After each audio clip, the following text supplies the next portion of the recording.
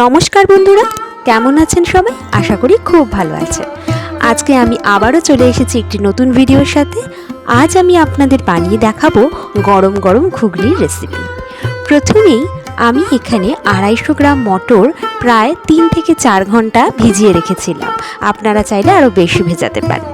তার সাথে আমি নিয়েছি 2টো আলু, সেটাকে আমি টুকরো করে কেটে নিয়েছি, এবং তার সাথে আমি এখানে দিয়েছি 2টো বড় পেঁয়াজ, সেটাকে কেটে রেখেছি, এবং এখানে আমি 2 চামচ আদা রসুন বাটা নিয়েছি।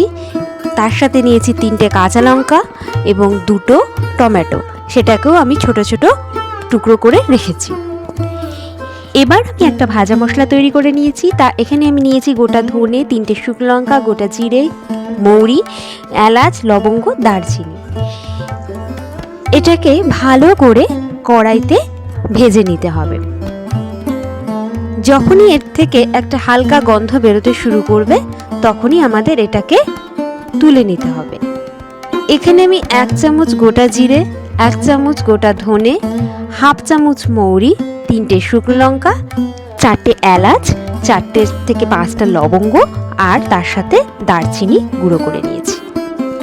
এইবার মটরটাকে সিদ্ধ হতে দেব। জল দিয়ে দিলাম।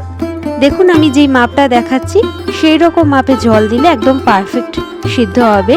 বেশি জলও হবে না, আবার কম জলও হবে না। এর সাথে দিয়ে দিলাম আমি হাফ চামচ লবণ, হাফ চা চামচ হলুদ গুঁড়ো, ভালো করে মিক্সড করে নিচ্ছি। এবার এটাকে সিদ্ধ হতে বসিয়ে দেব প্রেসারে।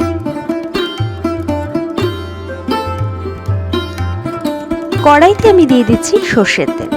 এই তেলে আমি হাফ চা চামচ দিয়ে দিচ্ছি চিনি।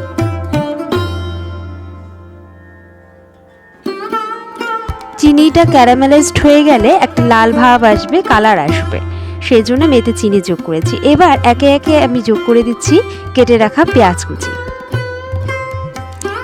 এর মধ্যে আমি দিয়ে দিলাম স্বাদ মতো নুন। ভালো করে ভেজে নিতে হবে পেঁয়াজটাকে। পেঁয়াজটা যখন হালকা ভাজা হয়ে এসেছে দেখুন, এই সময় আমি এর মধ্যে দিয়ে দেব আদা রসুন বাটা। এখানে কিন্তু 2 চামচ আদা রসুন বাটা আমি দিয়েছি। এবার এটাকে ভালো করে কষিয়ে নেব। কষানো হয়ে গেছে। এবার আমি এর মধ্যে দিয়ে দেব কেটে রাখা আলু। আলুটা চাইলে আপনারা আগেও ভেজে নিতে পারেন আলাদা করে, আমি আর আলাদা করে ভাজিনি। আলুটাকে এই পর্যায়ে আমি যোগ করেছি। তার সাথে দিয়ে দিলাম কেটে রাখা কাঁচা লঙ্কা।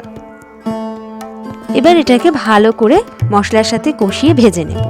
এরই মধ্যে আমি দিয়ে দিলাম আবারও পরিমাণ মতো নুন, যাতে আলুতে নুনটা ভালোভাবে ঢোকে, এবং তার সাথে দিয়ে দিচ্ছি হাফ চা চামচ হলুদ গুঁড়ো। এবার দিয়ে দিচ্ছি টমেটো কুচি। টমেটো কুচি দেওয়ার পরও আমি ভালো করে মিশিয়ে নেব। টমেটোটা যখন প্রায় হালকা গলে আসবে তখন আমি দিয়ে দিলাম জিরে গুঁড়ো। এখানে আমি হাফ চামচ জিরে গুঁড়ো, হাফ চামচ ধনে গুঁড়ো এবং 1 চামচ শুকনো লঙ্কার গুঁড়ো যোগ করেছি। এটাকে ভালো করে কষিয়ে নেব। এদিকে আমাদের মটর সিদ্ধ হয়ে গেছে। দেখুন কত সুন্দর সিদ্ধ হয়েছে। সিদ্ধ করে রাখা মটরটা আমি কষানো মশলা আলুর মধ্যে যোগ করলাম। এবার ভালো করে মটরটা কিন্তু কষিয়ে নেব। আমাদের কষানো প্রায় কমপ্লিট হয়ে গেছে।